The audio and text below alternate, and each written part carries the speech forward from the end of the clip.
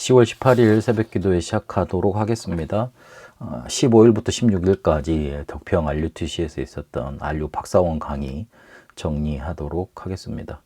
9가지 강의를 하셨는데 치유에 대해서 집중적으로 말씀 주셨습니다. 목회 치유, 교회 치유, 삶 치유, 그리고 질병 치유까지 각 강의마다 3강씩 이렇게 말씀 주셨습니다.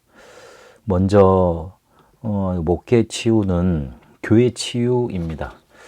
실제로 유대교가 복음을 받았지만 사실상 복음 없었습니다. 그러니 적그리스도 역할을 하게 됐습니다. 복음 모르면 다 그렇게 되는 겁니다.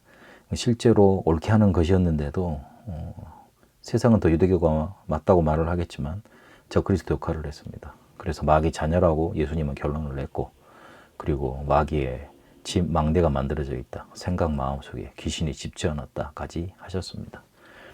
그래서 치유하기 위해서 이걸 알게 오래된 뿌리가 그들에게 있었고, 그것이 그들에게 더 침투가 돼서 율법주의 이념이 됐고, 오히려 생각 속에 나타나게 됩니다. 잘못된 민족주의로 애국했지만 그들의 생각 속에 나타나게 됐습니다.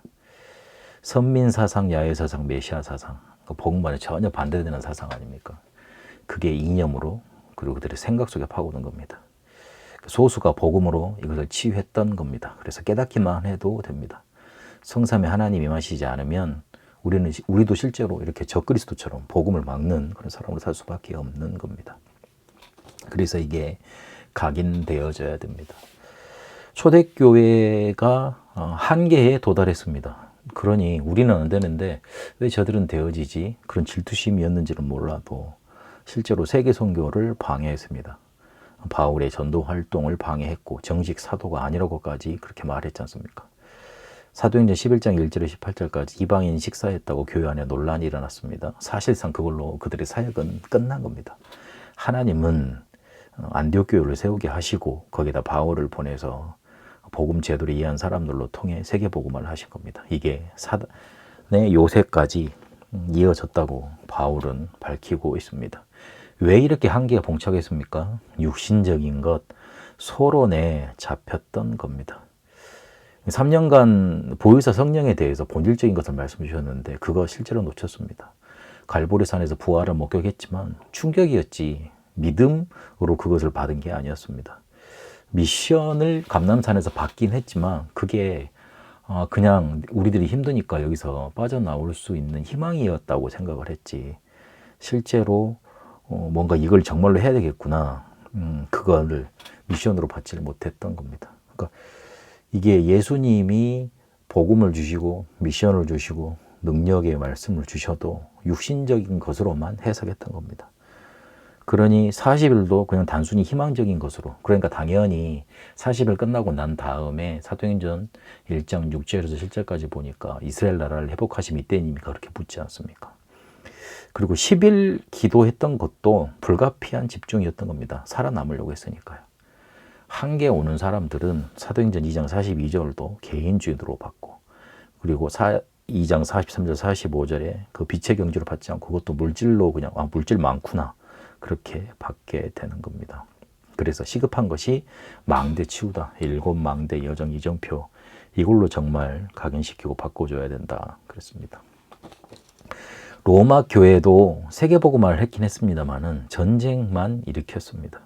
그러니 결국 그들에게 로마 교회가 탄생했지만 교권이 강화되고 왕권을 좌지우지하게 되고 금권, 실제로 이렇게 돈에 쏠리는 그런 일들이 일어났던 겁니다.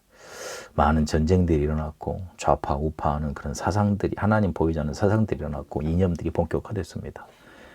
여기에 바울이 복음 누리는 모델로 그들을 치유하고 인도받게 했던 겁니다. 세계교회가 실제로 문 닫는 이유가 뭐냐? 도대체 왜 이걸 어떻게 치유해야 되겠느냐?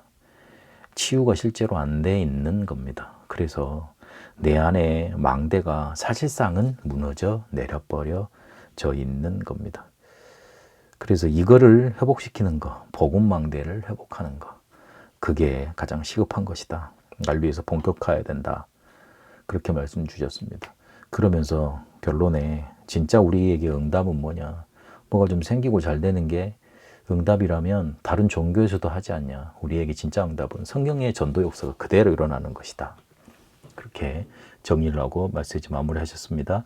이 강의에서는 삶의 치유에 대해서 성도들의 삶, 렘넌트 TCK 그리고 선교 현지 치유에 대해서 말씀 주셨는데 성도들의 공통적인 고민이 기도가 실전 안 된다는 겁니다.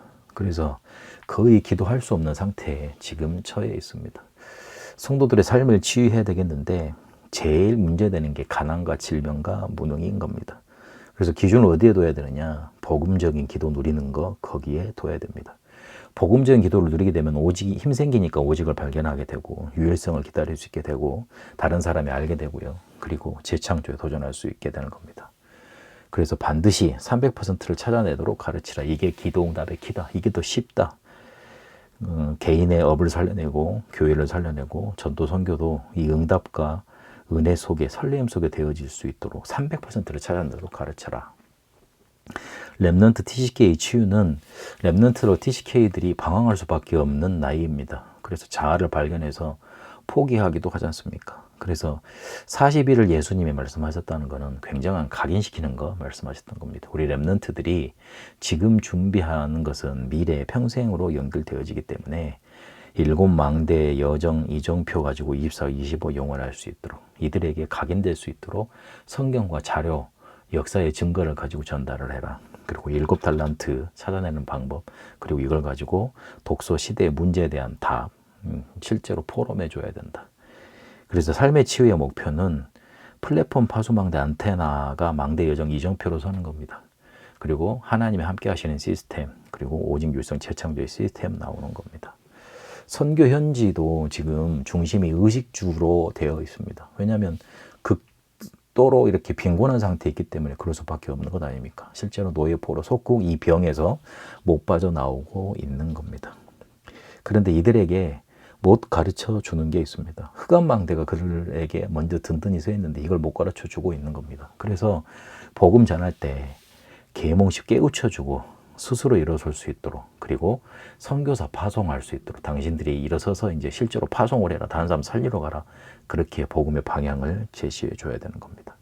당신들은 8번째 렘넌트다. 그래서 7 렘넌트를 공부하고 8번째 렘넌트라는 거 기억해라. 그렇게 메시지를 줘야 되는 겁니다.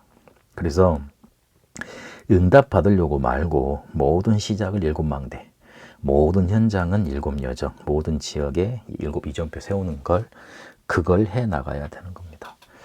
기도를 실제로 못한다는 거 그걸 알고 나서면서부터 기도에 대해서 고민하고 공부하기 시작했는데 기도 배우면서 놀랍게 찾아낸 게 있다 그러셨습니다.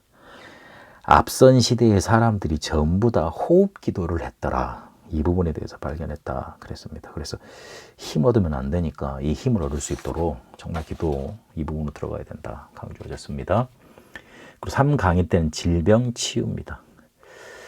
질병 치유는 옛날부터 존재됐고 계속 발전하고 있지만 실제로 우리에게 이게 메시지로 들어가져야 됩니다. 이 메시지로 들어간 것만 성취되게 되어 있지 않습니까? 그래서 질병을 37년 동안 연구를 했다. 왜냐하면 목사 양심에 사람들이 아프다 그러면 가서 답을 줄 수 있어야 될 거 아니냐. 그리고 가난 이거에 대해서 메시지를 찾아냈는데 그게 300%다. 그리고 무능에 대해서는 기도의 비밀을 찾아냈다. 그래서 이것 가지고 근원 치유하는 거다. 영은 기도로 살려내고 몸은 호흡으로 살려내고 삶은 말씀으로만 살려낼 수 있다. 영적 질병이 지금 계속 급증하고 있는데 결국은 뇌에 관한 병이다. 그래서 치유의 뜰 이게 필요한데 우리에게 없으니 내가 실제로 만들어야 되는 거다. 하나님이 나에게 주시는 것 가지고 만들면 된다. 그랬습니다. 근데 치유의 뜰에서 제일 중요한 게 뇌를 살리는 기도입니다. 치유의 뜰을 내가 만들 수 있는 거는 딱 하나인데 그게 바로 뇌를 살리는 기도입니다. 그래서 어려우니까 이걸 할 수가 없잖아요. 그래서 같이 해야 된다. 부산에서도 역사 일어난 이유가 같이 하니까 된다. 그렇게 말씀 주셨습니다. 그러면서 아침 루틴을 바꾸라. 걷는 호흡기도, 운동하는 호흡기도, 그리고 들숨과 날숨이 1대1이 되는 기도. 그리고 낮에는 반드시 휴식이나 집중 시간을 가지면서 1대 2대 4. 왜 그래야 되느냐? 왜 뇌수는 쉼이 더 많아야 되느냐? 독소가 86% 호흡으로 빠져나가기 때문에 그렇습니다. 그리고 밤에는 릴렉스 하는 시간, 그리고 들어쉬는 숨을 1 했으면 멈추는 걸 4 하고, 그리고 내뱉는 걸 8을 해라. 이러면 뇌가 살아난다. 병 두는 순간 산소가 부족하고 호흡도 짧아지잖아요. 그래서 힘 빠져 보일 수밖에 없다고, 그래서 호흡을 길게 하는 기도를 해야 된다. 그 부분 말씀하시고요. 8강에서는 원인 치유, 마음과 생각 그랬습니다. 실제로 우리가 호흡해야 된다는 걸 알고 있고, 그리고 치유해야 된다는 걸 알고 있는데 그게 안 되는 거지 않습니까? 그래서 마음과 생각, 이것 때문에 아파 죽는데도 호흡이 잘 안 되고 그걸 못 하겠고 치유받으러 못 가는 겁니다. 그래서 이거를 연결하는 다리가 마음과 생각이다. 그 원인을 치유해야 된다. 생각은 기도로 다스리고, 마음은 여유로 다스리고, 몸은 호흡으로 다스려야 된다. 이게 세 개가 조인되어야 된다. 그걸 할 수 있는 절대 방법이 끊임없이 감사거리를 찾아내라. 그리고 염려 없애려고 하지 말고 여호와께 맡기라. 그리고 성령의 역사로만 가능하니 그걸 붙들라 그랬습니다. 그러면서 집중의 뜰을 만들라. 이 집중의 뜰을 나는 앤 설리번의 기도로 정의를 하겠다. 앤 설리번의 기도라는 건 끝까지 포기하지 않고 집중했던 거다. 다른 사람이 다 안 된다 그랬지 않습니까? 그런데 앤 설리번은 포기하지 않았거든요. 그 기도를 말하는 겁니다. 그래서 집중할 기준이 뭐냐? 답과 평안과 힘이 올 때까지 그거에 집중하는 거다. 그리고 육신 질병 치유입니다. 이게 제일 쉬운 거라 그랬습니다. 기초 5가지 계속 말씀 주셨잖아요. 의사 소견 정확히 보고 참고하고, 음식 함부로 먹지 말고, 몸 살리는 운동하고, 호흡을 개인화하고, 그리고 기도해라. 왜 이걸 우리가 해야 되느냐? 교회의 존재 이유이기도 하고 실제로 교회 부흥과도 관련이 있는 것이다. 그래서 과거 치유, 각인과 망대와 상처를 바꾸는 것. 오늘의 치유, 의사와 협력해서 호흡 기도를 개인화시키고 종일 누리는 방법, 이걸 알려줘라. 그리고 미래는 7망대 교정 시스템으로 바꾸는 거고요. 문제는 24가 아니고 24 시스템이라고 그랬습니다. 그래서 혼자서 할 수 있는 겁니다. 돌아가서도 스스로 할 수 있는 겁니다. 그래서 아침에는 산책을 하고, 낮에는 녹취를 하고, 밤에는 깊은 기도로 들어가야 된다. 치유 기도 바람이 일어나야 된다. 목사님이 한테 병 걸렸으면 살려주세요 찾아오실 정도로 여러분들이 이걸 준비해라. 내가 확신이 없기 때문에, 목사님들 확신이 없기 때문에 성도들도 신뢰하지 않는 거다. 그래서 확신 가져라. 이 말씀으로 마무리를 하셨습니다. 치유에 대한 본격적인 메시지가 알료 박사원에서 이번에 정리가 됐습니다. 붙들고 여러분 것으로 만드시고 여러분이 먼저 힘을 얻는 축복, 응답 들어가게 되시길 바랍니다. 살아계신 하나님 감사합니다. 이 메시지가 우리 속에 담기게 하옵소서. 우리 속에 메시지로 들어와서 이게 응답되어지고 우리를 먼저 치유하고 살리고, 실제로 현장에 죽어가는 영혼들, 아픈 영혼들, 질병 속에 고통받고 있는 우리 성도들과 우리 렘넌트들과, 그리고 예비된 영혼들을 살려낼 수밖에 없도록 응답받게 하옵소서. 성경에 있는 전도운동 그대로 응답받게 하옵소서. 살아계신 우리 주 예수 그리스도 이름으로 기도합니다. 아멘.